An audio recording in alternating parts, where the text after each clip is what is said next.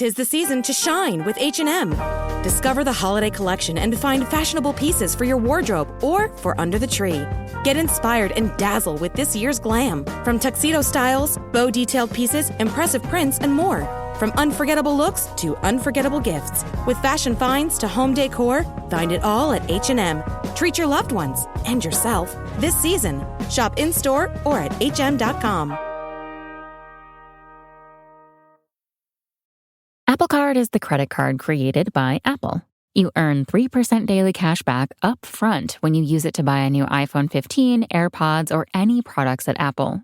And you can automatically grow your daily cash at 4.15% annual percentage yield when you open a high-yield savings account.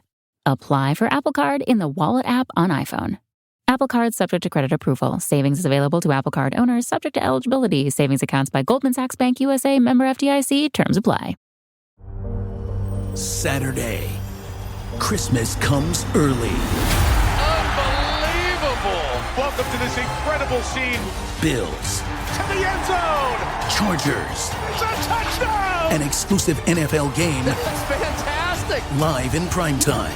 Wow! Only on Peacock. With a Christmas gift to their fans. They're having some fun now. Bills versus Chargers. Saturday, 7:30 Eastern. Exclusively on Peacock. The holidays are a time to feel and create joy. And what could be more joyous than the look on her face as she unwraps a stunning new jewelry piece from Blue Nile? How about getting 50% off your purchase? Blue Nile offers premium quality, priced below traditional retail. Their online experts are available 24/7 to answer any questions and make sure you've picked the perfect gift. For a limited time, you can get 50% off at BlueNile.com. That's 50% off at BlueNile.com.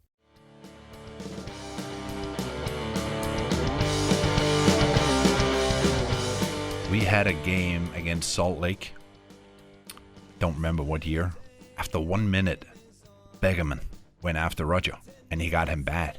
Yeah. Nasty. Classic matchup. I got a nasty one after 1 minute.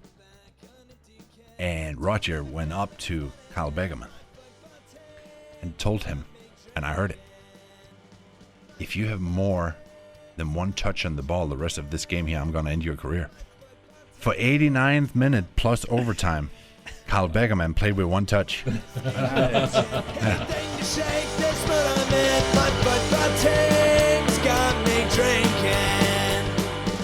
Back at it again with the Shades of Blue Soccer Show.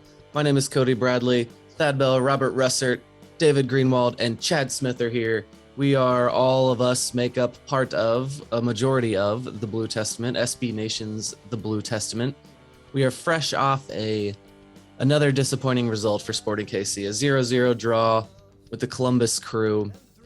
We have plenty to speak about this evening. We're going to talk about the front line. Khiry talk. Can never go a pod without talking about Khiry. Kortne Ford was a revelation in this game. Also, we have Jake Peterson. You might have missed it. Everyone might have missed it, but Jake gave the Shades of Blue Soccer Show a mini shout out. You might have missed it, but we're going to talk about that. And then we'll obviously talk about FC Dallas this weekend. But David, you just came back from a new restaurant that I recently went to. How was Ocean Prime tonight? I want to hear what you ate. It was delicious. My wife and I went out for my birthday dinner. Happy birthday? Did I know this? What? My birthday was a few days ago, yeah. Well, happy birthday. Happy birthday, David. Thank you. Happy birthday to That you. is, say happy birthday to him. Turn and look and engage him. Don't ignore us. I see you just ignoring the show right now. I told him happy birthday the other day. Okay. He did. We had the goat cheese ravioli, which was delightful. And then I had the grouper, which has like a really nice seafood stock and some lobster and gnocchi. Mm-hmm. Ooh, the gnocchi. Very nice.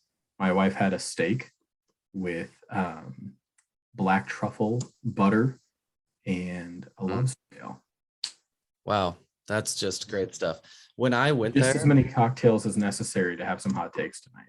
there we go. Perfect.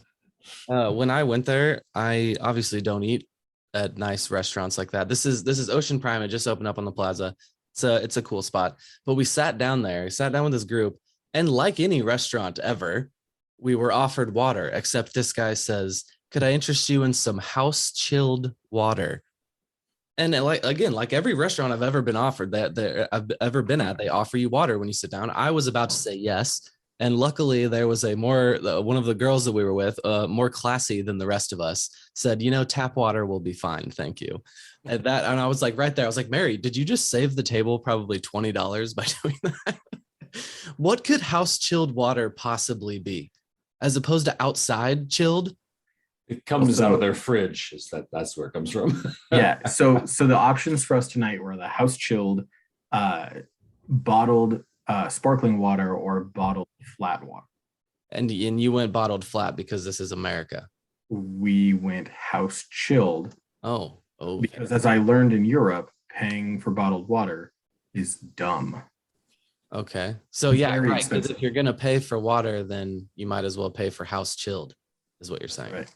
I think the house chilled was free. I don't think so. Okay, well maybe. Anyway, accurate partial information. That's what we do here. that's correct. Anyway, I'm very glad that you enjoyed your birthday dinner, and happy birthday, David. Thank you very much. So I'm going to reluctantly turn the conversation towards Sporting Kansas City and soccer that they're playing. They have fallen to 12th in the West, 2-6-1, 7 points. Dark days continue. Peter Vermes has fallen on the sideline. Nothing is looking very good right now. Let's start off the conversation, though, with the front line.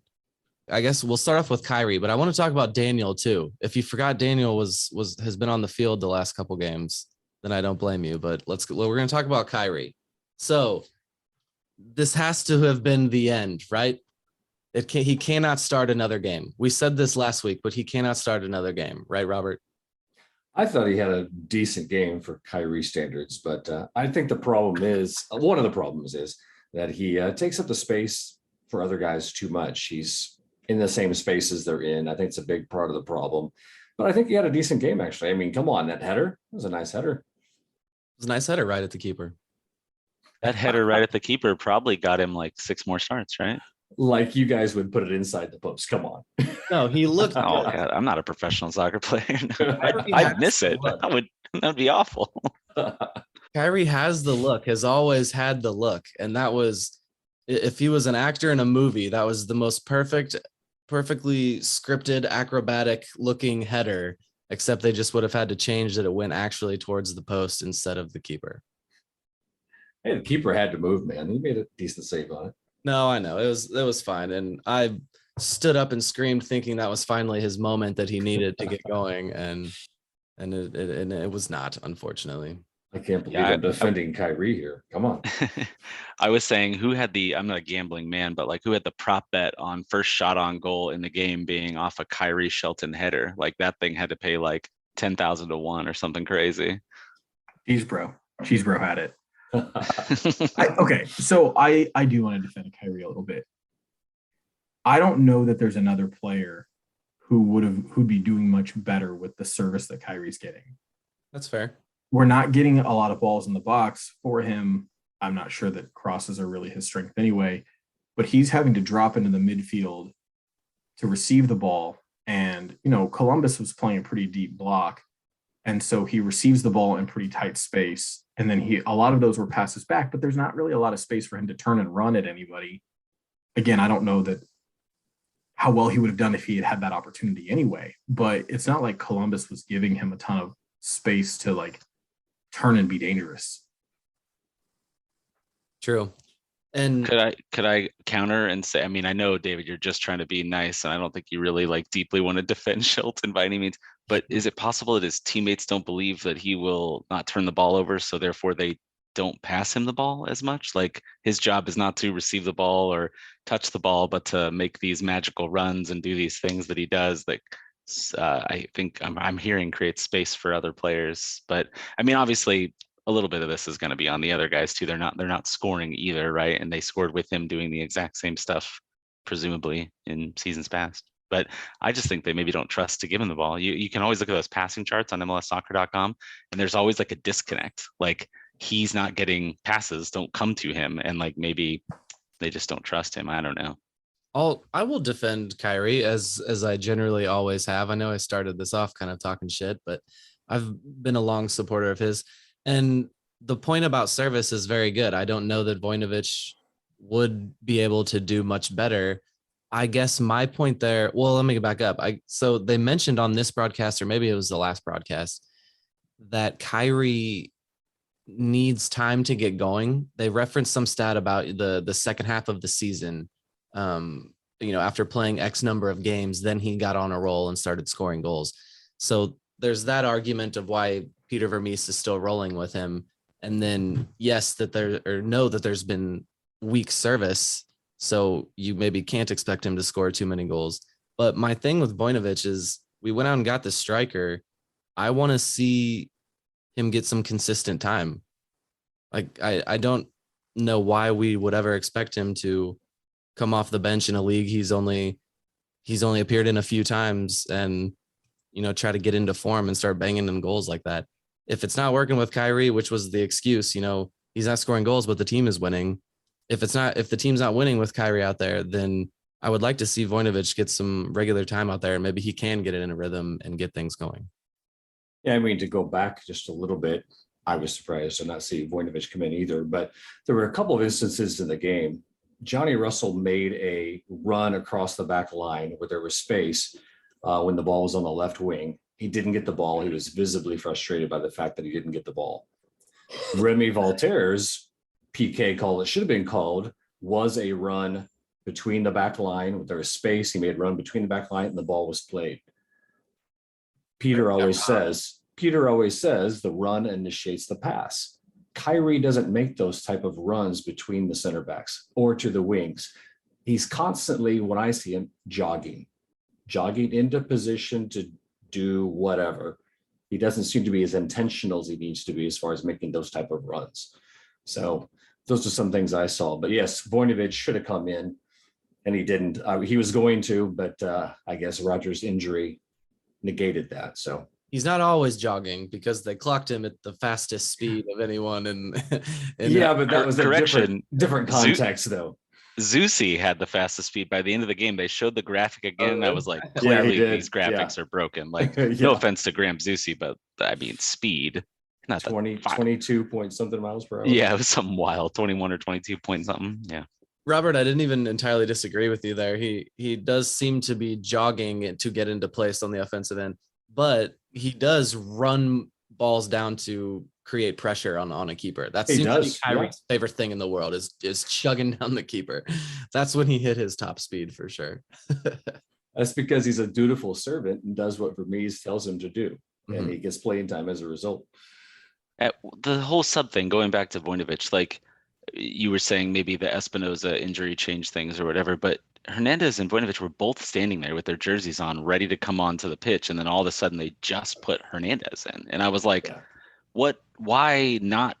I don't understand. Like, I don't know why there were no subs coming off the hour weather delay either. Like, you gave them 5 minutes and then you made another sub, and it's like, give these last guys, whoever they are, the 15-ish minutes that were left in the game and let them have a go at it. Instead, you like broke up the rhythm with a sub in the middle of it. I don't know. It didn't make any sense to me. Obviously, subbing and Peter Vermes, as we go back to it a lot, I think he's done better this year, but I don't know how Khiry stays on the field all the time.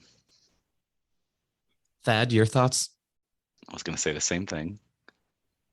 I only started like 3 times, but couldn't quite get in there fast enough. First of all, did they actually say Shelton has to get started and then builds momentum and scores goals? No, they were actually, I'm sorry, Cody, earlier I was going to say it. They were actually referring to Salloi with that, I believe. Okay.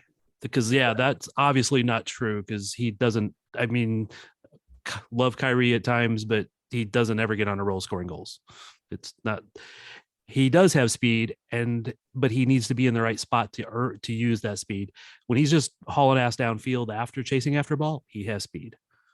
He doesn't have it in all the right moments though. So I was just adding that in.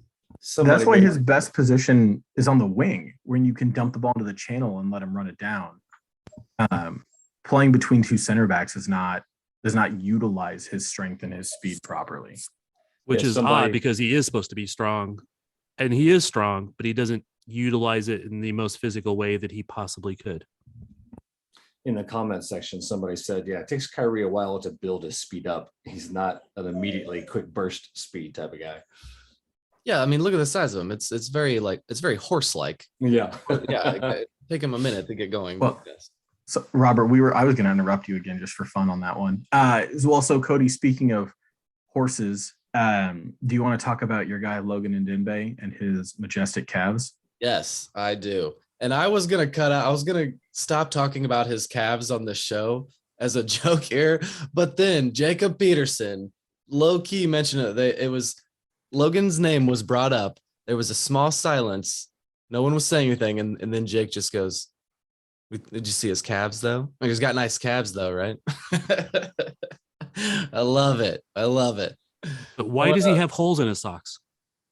Why does he have holes in his socks? I don't know. He has a bunch of holes in his socks though.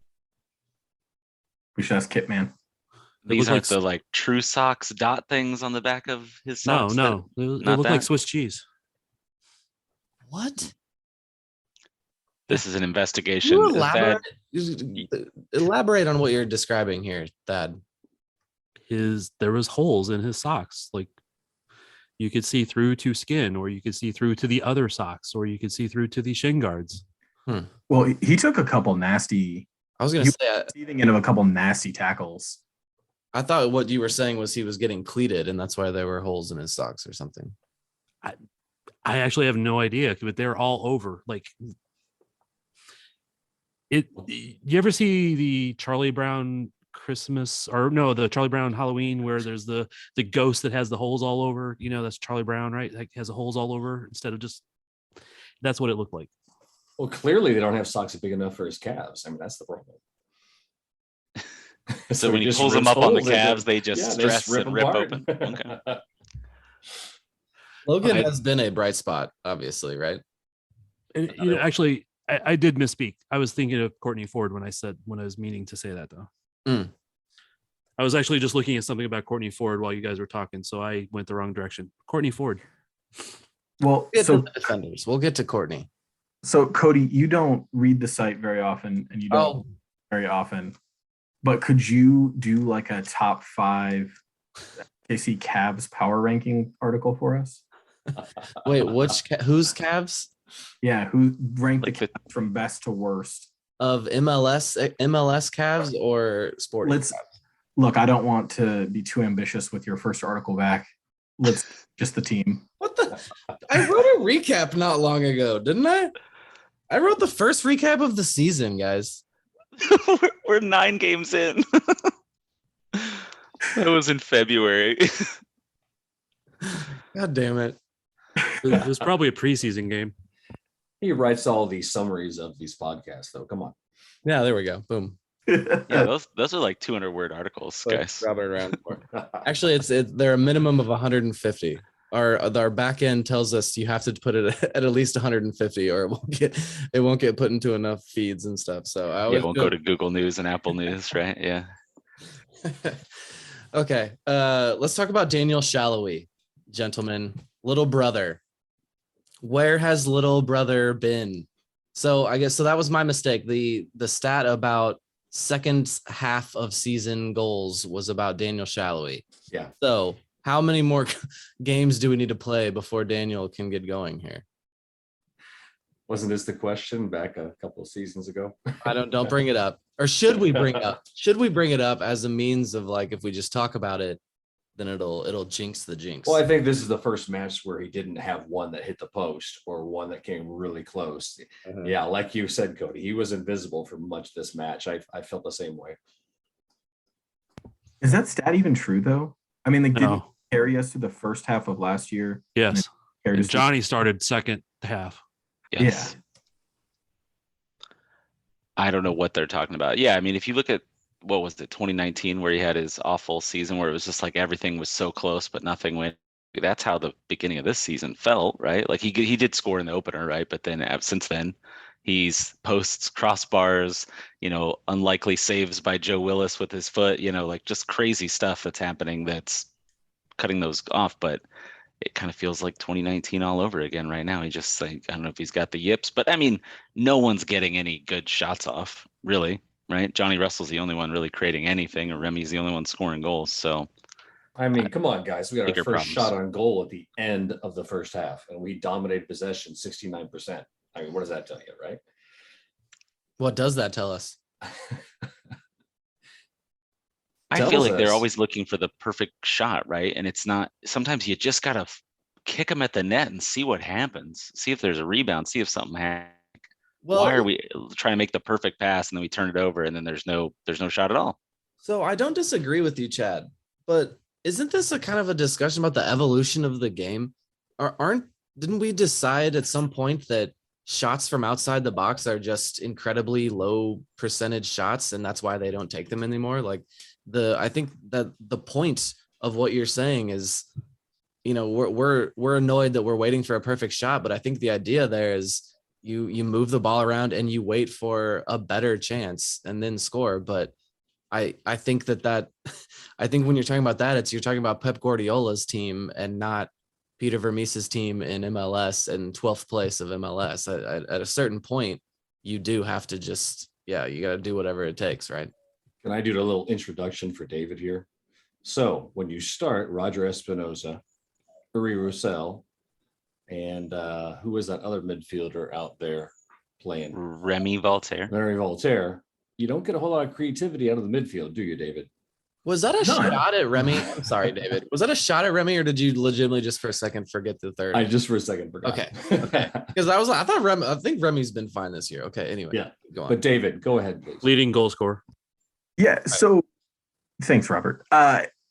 Here's what I've noticed. One, I think we have real severe spacing issues, and I've noticed a lot of them coming from Roger. Roger last night wasn't moving a lot. He wasn't showing for the ball. He wasn't moving into space. And Roger's been dropping deeper and deeper, to shifting to the double pivot to try and shore up our defense a little bit, is that Roger ends up playing on top of a fullback a lot of the time. And so there's no progression. There's nobody to shuttle the ball forward. So there's a big gap, if you watch, between where our dueling eights were and where our front line was playing. And so longer balls forward led to more turnovers. You know, you're putting the ball into work further away from, you're getting the ball to them further away from goal. And so I think there's a big creative disconnect there. The other part is that we move the ball so slowly. Roger is not a quick one-touch passer. As much as I like Yuri's not as good as peak Ilie was at hitting like the diagonal out to the wing quickly, at kind of seeing and reading the game. But you know, to Robert's point a minute ago, the reason we didn't have a shot on goal till the end of the first half because we didn't have any shots, right? Wasn't that our first shot period? And it was, we had possession, but we had meaningless possession. We're just slowly moving it back and forth between Voloder and Kortne Ford, and then out to Zeus, and then back to Kortne Ford, and then back to Voloder, then out to Logan Ndenbe, then maybe to Roger, then a turnover, then Remy wins it back, and then back to Kortne Ford. And it was just so slow in the buildup that Columbus played a deep block and we didn't move them around enough to do anything meaningful. You guys think that the center backs, I know the wind was difficult, the center backs not being as capable with the ball as Fontes and Izzy had an effect? Honestly, I laid that out in the beginning saying that the wind might play a factor, and maybe that's why Kortne Ford got the start. I mean, I think partially Fontes making the mistakes he made at the very end of the previous game probably played into that as well. But then I said that, and then immediately in the comments on our site, somebody goes, just saw Ford hit a long switch, wasn't an issue in the wind. And I was like, so maybe he does have it in his game. And after that, I was kind of noticing he was hitting that one over and over. He was pivoting it to each wing. So I think the wind definitely played a factor. I think we all saw that, right? Goal kicks screaming out of bounds and these long switches sometimes carrying too far, even people, you know, that are very good at it. But I don't know. I thought Ford did pretty well at it. And I think Voloder probably has it in his bag based on, you know, what the 90 some minutes we've seen of him and the highlights from when he was 17 that we've seen. Looked like it was in his bag there. I don't know if any of you looked, but if you look at the passing network, it shows no lines to Voloder. And I, of course, remember he had the ball on his foot, but that must be inaccurate or it just didn't register enough. But there were no lines to Voloder. I did see that. I think the stats, because it's actually Izzy on the chart, and because Izzy left, 3 minutes into the game or whatever, I think that's why the lines aren't there. I don't know why it doesn't update and show the next player's number. Yeah. But I was looking it up because I was trying to see if I was right about no one connecting to Shelton. And actually, he has tiny, skinny lines to Remy and Espinoza, and not to either of his wingers. You cannot 100% trust those, because I've checked and seen where there's games where player would pass to somebody multiple times and they were not even registered at all. Yeah. So you cannot 100% trust those. What are you looking at there, Thad? Pictures. Oh, so your pictures from your shoot today and not even Sporting KC pictures? Nope. Correct. He's looking at Kortne Ford socks. No, I was gonna go look at those, but then I just started editing photos. Yeah, you decided to not do the podcast that you're currently doing. I just talked. I just spoke. I mean, there's 5 of us on here. He doesn't have that much talking time, anyways. Okay. Well, so here's what I'll say. I know a lot of people are really disappointed that it was a draw and that the offense was super anemic. I actually see that there's a lot of positives in this, which is that we're a team that's kind of reeling. So just getting right, getting a point, keeping a clean sheet is a positive. I thought the defense actually looked really good. Cody, this is your built-in segue to talk about Kortne Ford. I thought the defense looked really solid. I know Columbus had 9 shots, only 1 was on target. Tim, I guess the only real big save he made was on a shot that was offsides anyway. But this is, I would say, probably the best I've felt watching us play, and that includes the 2 games that we won, which were also really anemic. But this was the most solid our defense looked. I agree. However, I also agree. Can I? Oh, go ahead, Cody. No, that's all you. So I was going to say, I think the silver lining of this game is Vermes made changes, Ford, and then the forced one of Voloder, and they played pretty well. I think they played quite good. And maybe he can trust that he's now got 4 capable center backs, barring Izzy's, well, who knows how long he'll be out if he has a broken bone in his face, as Ali was reporting was a possibility on the broadcast. But I think that shows, hey, look at this. We got 4 guys. They came in. The world didn't fall apart. Maybe you should try to change the forward line. We ran the same guys out game after game after game, and it's not working. Maybe give Tzionis a start on the wing at a false 9. I don't know, something. Do something different and see if it actually plays out, if it actually works, because it worked on the defense. It could be just that Columbus is hot garbage. They had lost 3 games in a row before this, and we're missing their best player. But we got to shut out, guys. Kortne Ford did well, and maybe I guess I'll play the role of like stick in the mud here a little bit. But it was almost like people were forgetting that we have seen him play for this team this year, and it wasn't good. So I just want to note that, like, yes, maybe this team maybe Columbus isn't all that great and hasn't been playing well, and that can lead into this a little bit. I know he had a couple good looking plays. Now, one of them, hold on, Chad. Sorry. One of those good plays that he was getting applauded for was a very early slide tackle in the box, which is a very dangerous thing to do, which you're often told to not do. And he was being applauded for this really great play. And I thought he probably kind of got lucky a little bit. So yes, it is good. He played well. They got the shutout. That's great. Voloder, contributed to it as well. So that was nice. But yeah, I mean, I just a little message of warning there. Like heed the warning that, it's not all sunshine necessarily with him. That was a risky play, undoubtedly, the slide tackle. I think it came off of a turnover, so he's like a little bit desperation defending there, so he's trying to get back and cover. And I would say I thought him and Voloder both were a little shaky at first. Like it took them a few minutes to settle into the game. They had some like loose passes and things, but I think that's to be expected. They haven't really played into the thing I was going to say before you stopped me from trying to interrupt you was when he started, it was in a 5-back. There was 1 forward on the field. It was a weird game. Like, they don't practice that formation. They said they implemented it a day or 2 before the game or something. So I kind of give that a pass. I wouldn't really put too much weight on that game. I think this game is more representative of what hopefully we're getting with Kortne Ford, with him being the, Izzy's primary backup. And I think he's probably the starter here for at least a little while. Dad, were you wanting to add something? I saw you waving, but then I talked too long. I was just about to ask Thad what he thought the back line would be next week. Going back to Kortne Ford, he did a slide tackle out in the middle of the field that was borderline dangerous. That's the one that was really dangerous. The one in the box was much more of a block than it was a slide tackle, from my perspective. So it was less dangerous than it was. It wasn't probably a card-inducing one in that respect. He was more blocking.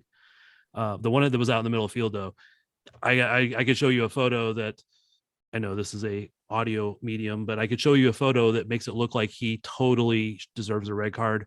But if you look at the photos on opposite ends of it, you see the guy actually stepped into between his legs that would have made it look dangerous. But I thought he actually did pretty good. I don't know who Peter is going to start next game, and a lot of it does depend on Easy. I am okay with any of the combination starting, quite honestly. It's not on Fontas. Maybe he had a bad play. Maybe he took a mental break on that last game, the previous game, and that's why he got benched for a while. But he's also the guy who was really solid last year. We know that he's not the speed guy, but I think if you have Logan on his left and Izzy on his right, I think you have the speed that's necessary. Maybe we should have a speed camera on Fontas the whole game next time. See what his high gear is. Hey, don't pick on the guy. We just interviewed him. Yeah. Is that why they offered him to us? That's why he got benched. Yeah, you guys. He probably said something. I think that's why he was all of a sudden available for us to interview him. Oh, just Patrick giving us the bench players now, huh? Anybody calling for Caden Pierre to play right back instead of Zuzi? Of course, he might be away with the national team, but he is away for the next game as well as the one he wasn't there today. Yeah. So, or it'd be nice to see all four of the young guys back there. I think you're probably more likely to see Cam Duke back there than you are to see Caden Pierre right now. I don't know if you all saw the interview. Thad, I believe, was on it with me, where we talked to Benny Feilhaber, and he basically said something to the effect of the SKC2 guys, he has control over certain. We were talking about, like, can he choose if Jahan Rad plays center back instead of D-mid, or Kave Rad plays D-mid instead of center back? And he was saying yes. And then he said his conversations with Peter are more like, hey, I want to bring this guy up to the first team. He really deserves it. And I haven't had a conversation about a single person on this team right now going up to the first team, including the guys from the first team that have been playing with the second team. I thought that was enlightening and kind of maybe light a fire under those guys a little bit, hopefully. So it did not help today. It's true. Maybe it had the reverse effect. Although, to be fair, most of the first team guys were away. I think it was just Jake Davis and Kave. They were there. McIntosh. Oh, goalkeepers. Yes, always goalkeepers. Yeah, I think that was it. Okay. Any final thoughts from any of the previous games? No. The playlist that the team plays during rain delays is full of bangers, and whoever's in charge of that deserves some props. So if one of you gentlemen who goes to practices or has some ends with teams, that let them know, let the people know. So the team staff listens. Maybe the guy listens and he's just very grateful right now. I think it's the first time I've heard the Beatles rain at a sporting event. The Riders on the Storm. It was just rain delay song after rain. It was awesome. Well done. So next weekend, FC Dallas, 4th place, FC Dallas. And then, guys, after that, I noticed, I'm already skipping ahead. We never do a proper thing, but after that, double game week start. We're getting FC Dallas again, don't we? Yeah, not too far after that, we'll play FC Dallas again. So let's do the conversation like this for FC Dallas this weekend. Robert, what is one change to the starting lineup that you would make in this next game? Besides the Issy assumed one. Okay. Of course. Gosh, that's a tough one. Cam Duke for Roger. Okay. That's good. I don't know where I'm at with Cam Duke, to be honest with you. I think personally, you guys can disagree. I don't care. Has a higher ceiling than Mr. Hernandez does. That's just my thought. I would agree with that, but I think both of their ceilings are lower than I thought they were last year or 2 years ago. I thought Cam kind of struggled in his last start. That was the game with Nashville where he got pulled at halftime, and Peter said it was because they needed to make a tactical adjustment. I think it's because Randall Leal was burning him over and over down the side, sweat together down the side. Maybe he'd look better if he had Logan Ndenbe behind him. So I'm not sure. I like Cam. I want to see him more as a super sub. I wouldn't start him. I know you didn't ask me, Cody, but anybody for Khiry Shelton. I bring him on as a sub, play him on the wing, even if Johnny needs to rest because that calf isn't feeling good. Just put someone else in the middle that can get the ball. I don't know that Janice can stand up to the poundings of an MLS center back and play a false nine type thing, but give Vujnovic a chance. Vujnovic, how the heck you say this kid's name? A chance to do something. Nikola. Fine. That's a fine. Yeah, Chad, I agree. Give Johnny a rest if he needs it. Why blow him out now? Thad, what'd you have? I was just gonna say, I think when they took Duke out in that Nashville game, Peter had said they had planned that one ahead of time because they were going to give both of them 45 minutes. It wasn't a tactical thing, or at least he didn't say that in the press conference. I could be misremembering. Change to the 11 are you making, Thad? I'm going with what I said a couple weeks ago was Janice at the false nine. You have to make another move behind him, though. You have to have somebody else that's going to do some interesting thing. Felipe, Cam, somebody else back there as one of the 8/10s. David. Roger's got to go. I thought Roger had a real of a game and has been a what's the opposite of a bright spot this year? I would take Roger out. If we had another right back, I would also take Zusi out. But for who? I don't disagree with you. And I wish the results were better from Roger, but I just don't know that I feel like anyone else on the team is actually going to give the team a better chance. Well, he was clutching at his hamstring at the end, so who knows? Well, Cody, I mean, look, we're 2-6-1? Is that right? 2-6-1? That is accurate. So generously, I would say we suck pretty bad right now.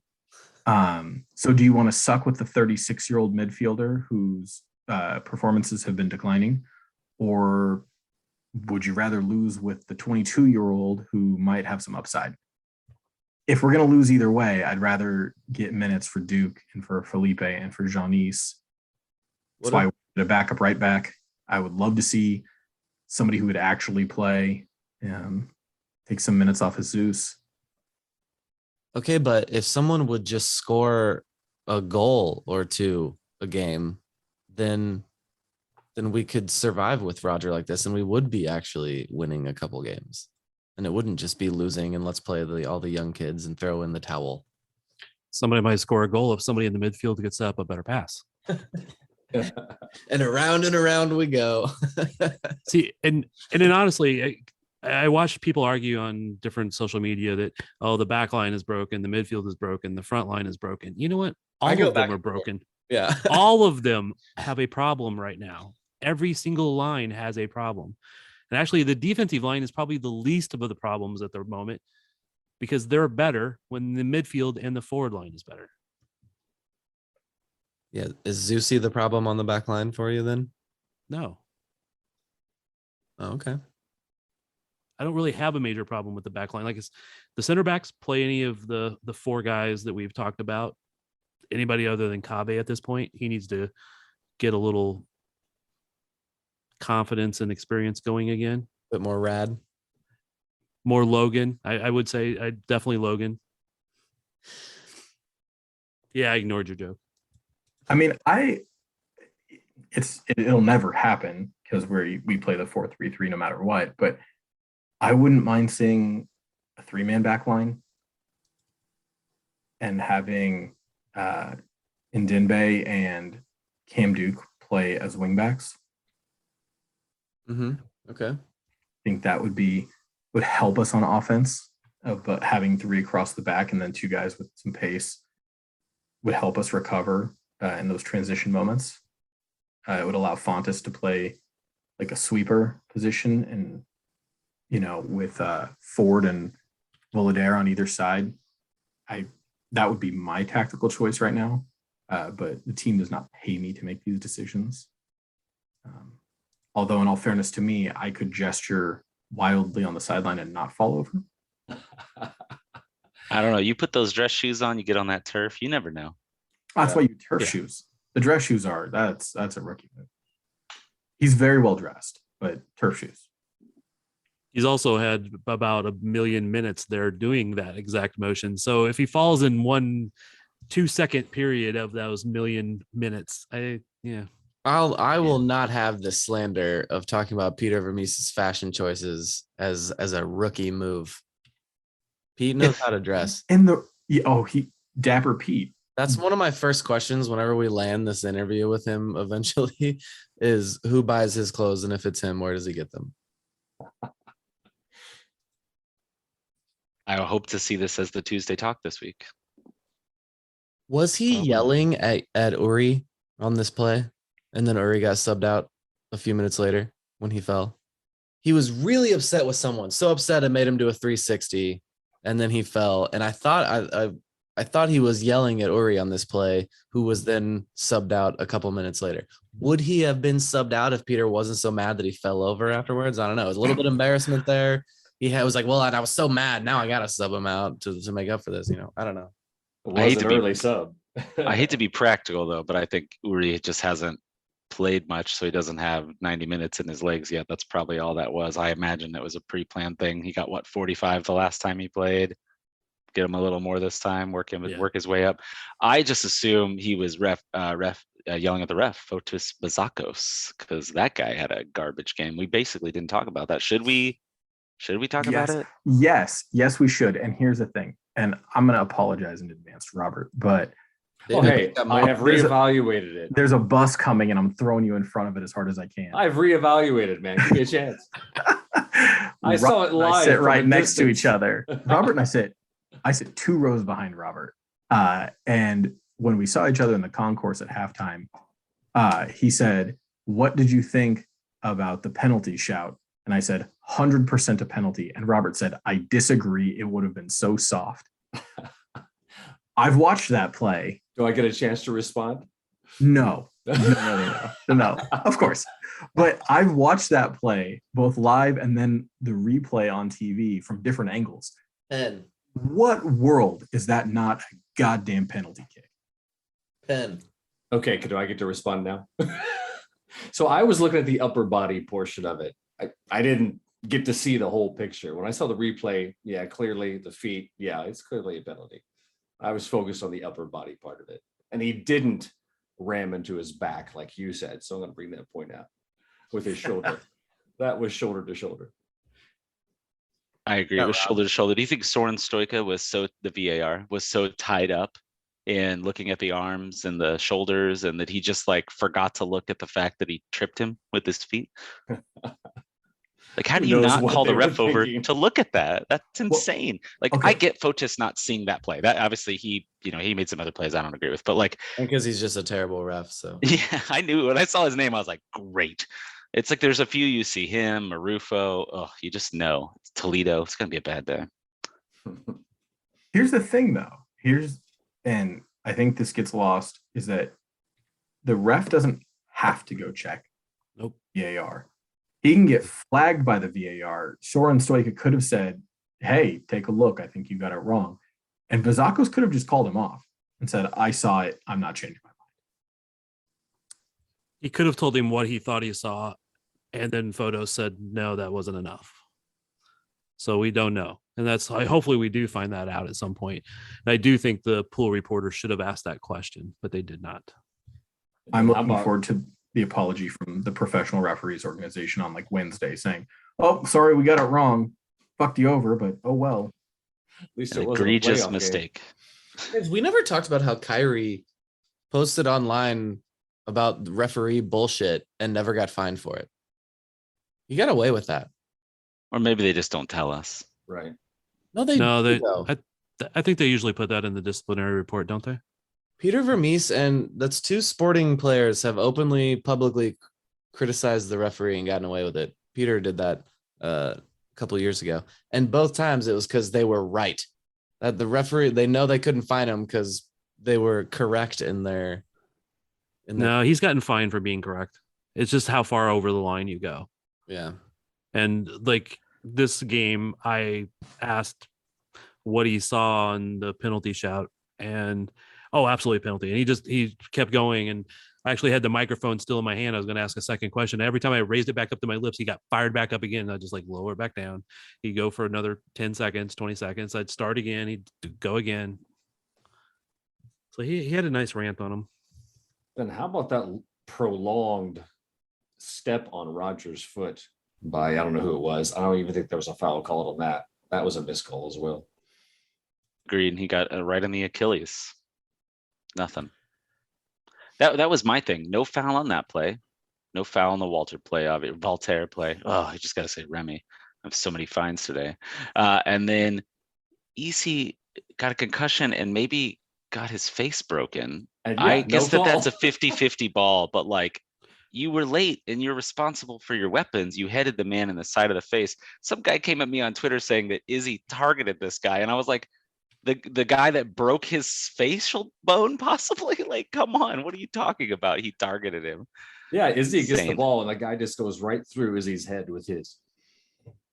Yeah, I think the only saving grace, or not a saving grace, but the only thing that makes me not be as angry about that or as irritated is EC heads that ball and leans forward as the guy's running towards him. Yes, the guy's late. I think he could have done something to make that less of a hit. But that's the only thing that makes me less irritated about is Izzy may have put himself into that spot a little more than what we initially thought. Yeah, I'm not saying give the guy a red card or anything. I'm just saying call a foul, maybe. Yeah, no, I do think there should have been a foul, and I would not have been upset by a red card. Good take there, Thad. Yeah, imagine just put Roger in those three spots, and he probably gets red carded for all of them. Like they're all reds if it's Roger doing the same thing. He had a play last year where he stepped on a guy's foot accidentally and got a red card after VAR. And the same thing happened to him. A guy caught him in the Achilles and they just like don't even look at it, not well. It was nothing. I was watching LAFC in Cincinnati today and watching Ilya and his new long hair and those flowing locks. And it really makes me sad. Did he have the short sleeves today? Yeah. Actually, no, I think he had long sleeves on today. Why is he not on our team? Oh, Lord. Because he made $1 million, and I think he is not the fix to this team's problems. I think it works well with LA because of all these other guys around him and the system they play is different. And what we needed him to do, he couldn't do anymore, I don't think. I mean, he would have been fine, but do you want him to be the 5th highest paid player on your team and the contributions he was giving? Like, I love the guy, he's amazing, but like, I'm okay with moving on from him. No, I just needed you to reassure me. Well, and $3 million at center back is what he would have been. I mean, it'll be curious to see when they put out the salaries later this year, how much he's making, because he's a replacement level, center back, kind of like a backup center back to Izzy, maybe starting like replacement level starting defensive mid. He gets a lot of cover playing in a double pivot in LA. One of the things that he'd be starting for Sporting at Hull in the 6th this year. Right. But how many times over the last couple of years did we complain about him being fast enough to track back and help break up plays?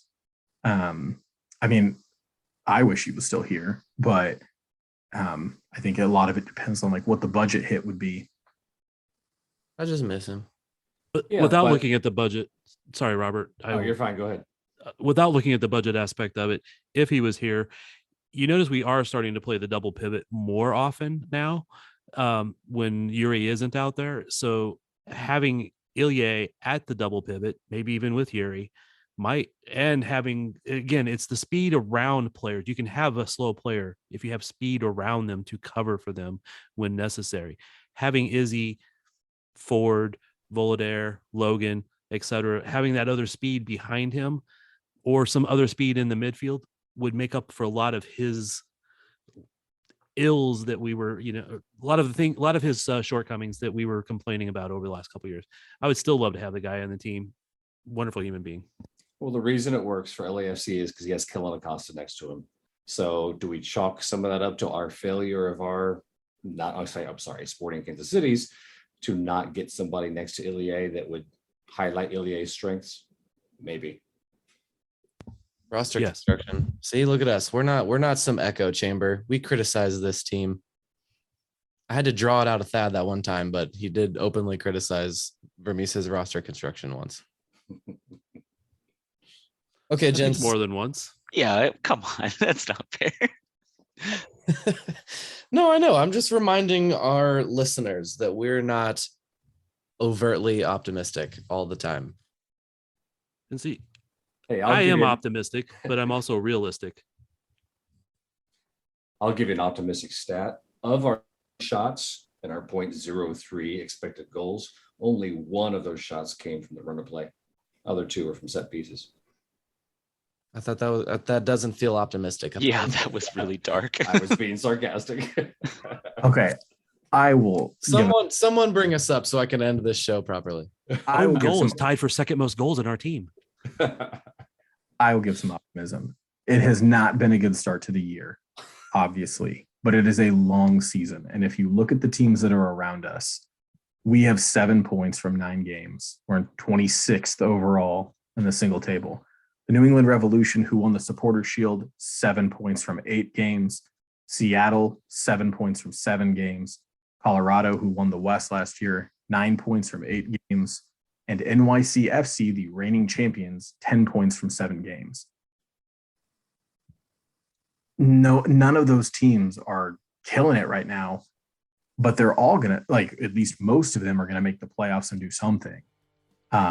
Meanwhile, Austin FC and even Miami is winning games, and Miami's got 10 points. You're telling me that Miami and NYCFC are even remotely comparable in terms of where they're going to finish in the table? Because I don't believe that for a second. So you're saying there's a chance? Well, everybody makes the playoffs in MLS, so yeah, there is a chance. So how many of those teams have been playing in CONCACAF Champions League? The Revolution haven't. Not recently. Seattle.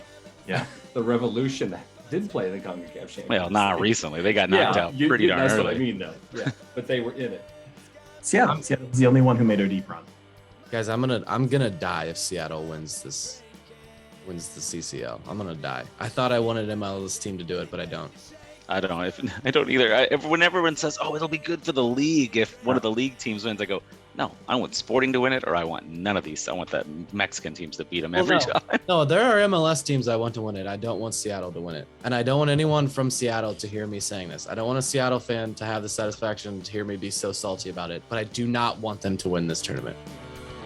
Seattle sucks. Go Sporting! Woo!